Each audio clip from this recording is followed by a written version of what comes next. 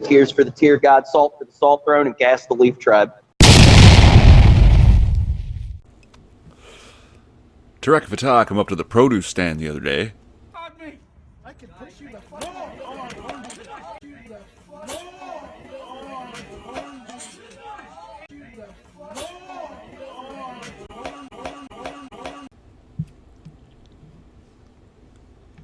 I'm not doing the accent right. It's not even going to be funny unless you know what it is.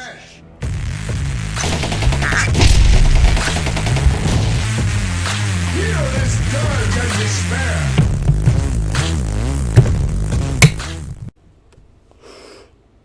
So I've seen a video going around of Canadian YouTuber Rants Derek and Toronto Sun columnist Tarek Fatah getting into it outside a PPC rally before it began. And it just sounds ridiculous saying it out loud. Like, how the fuck did this even happen? Now, I wasn't there, okay? I did not see it, and the short clip I saw was, let's call it inconclusive. It didn't look good for anybody, really. But luckily, Rants Derek's buddy was there with his camera, and he's put up a YouTube video on his channel called The Forgotten Canadians. I think I'm going to put a link to that video in the description. And it began to give me a much clearer picture. So let's see if I can do this the shorthand. From what I understand, Tarek Fatah went to the PPC rally and wanted early access, I guess. He wanted to be allowed inside the venue before the event had begun. And when he was told, no, that's not going to be possible, he started, basically demanding entry. And I'm a Sun columnist or whatever. What the fuck does that mean? Like, even in Toronto, you're not famous, guy. Calm your shit. I'm not exactly sure in what capacity Rants Derek was there, but Fatah seemed to want to take it out on Derek. And if you look at the video, okay, I've been watching this this YouTube channel called Body Language Ghost, and if you look at the video, you can see that Tarek Fatah is like squared up to Derek, that he's trying to like belly to belly with him, but you can also see that Derek is turned away from him. His feet, his body, everything are pointing away from Tarek Fatah while he says, stop fucking spitting on me. Like, he doesn't want anything to do with this, but for some reason he seems he has to be there. I don't know. And again, I'm also not sure what the Canadian legal parameters are for how much spittle you must allow someone to put in your face before you create enough space that they can no longer do that to you. So, we'll see. But, yeah. Derek says, stop fucking spitting on me. And ends up, basically stiff-arming Tarek Fatah. And then Fatah hits him not once, but twice with the cane. The second time, beating him clean in the eye. Apparently, he has a small concussion. I did see a video where his eye is wrapped. I hope it's okay, Because he was, without medical attention for some time because he stayed for the rally. So,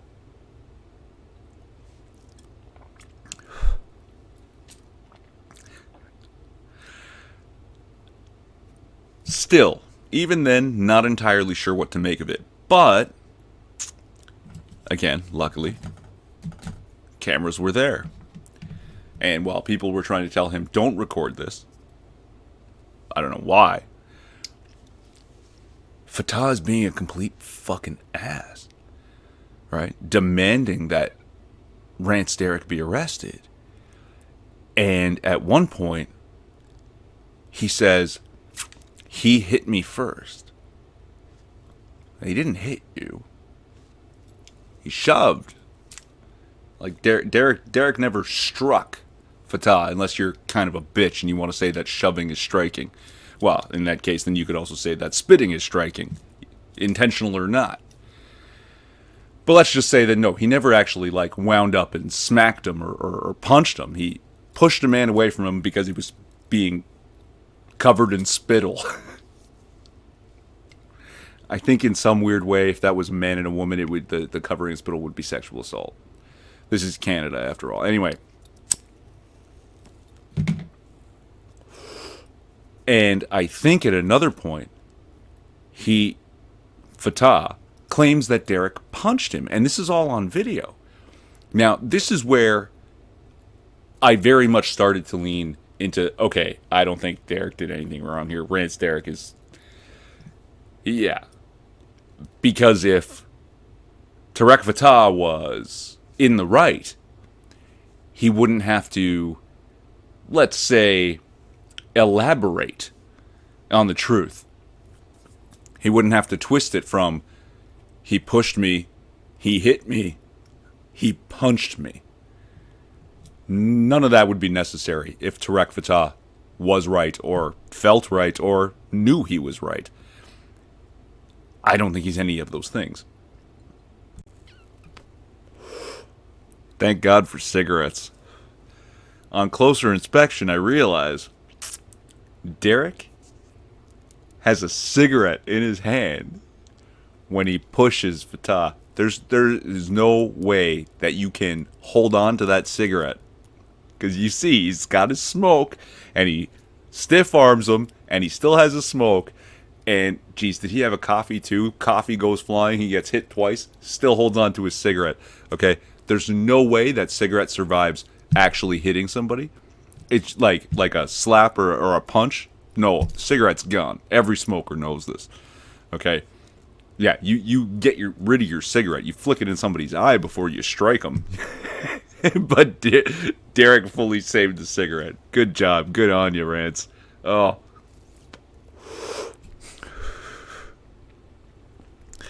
Now, the real kicker here is Tarek Fatah is sort of a PPC supporter, right? He was one of the first anti-Islamization Muslim people to go public. I've seen him speak at certain events. I've read bunches of his articles. I thought I liked the guy. At least I like his takes on a lot of stuff that's going on in Canada.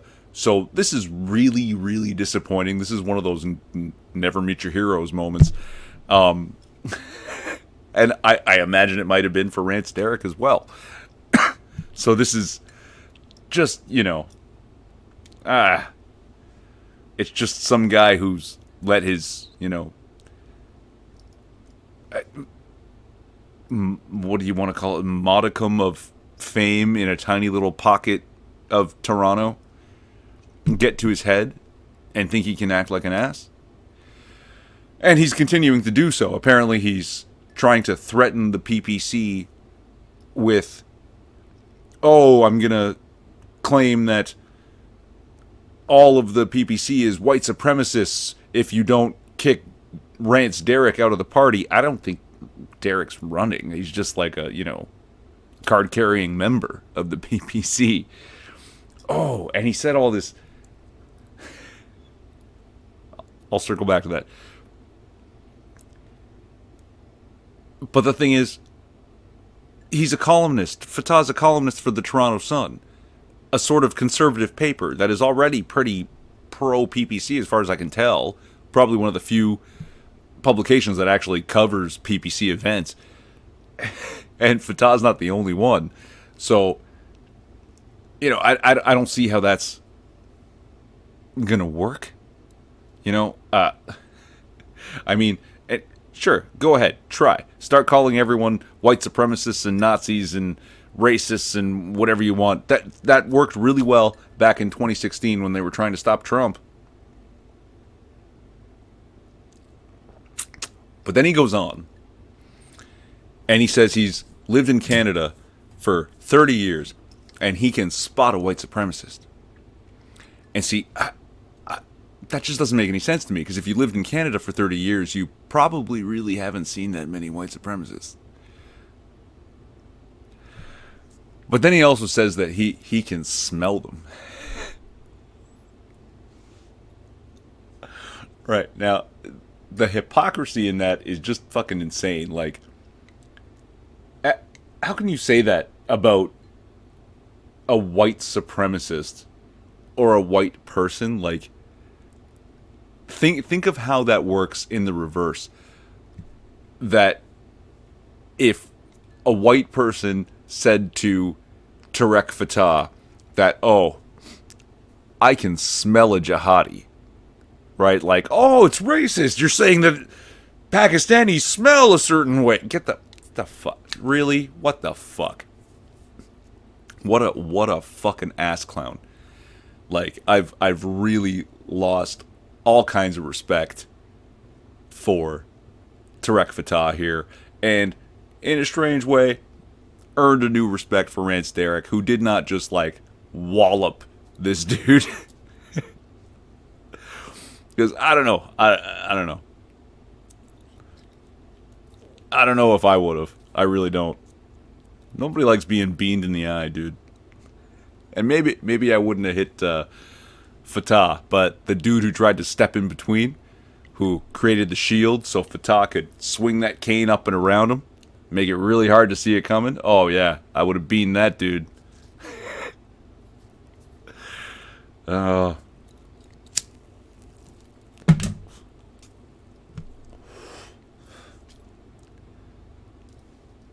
What the fuck, guys?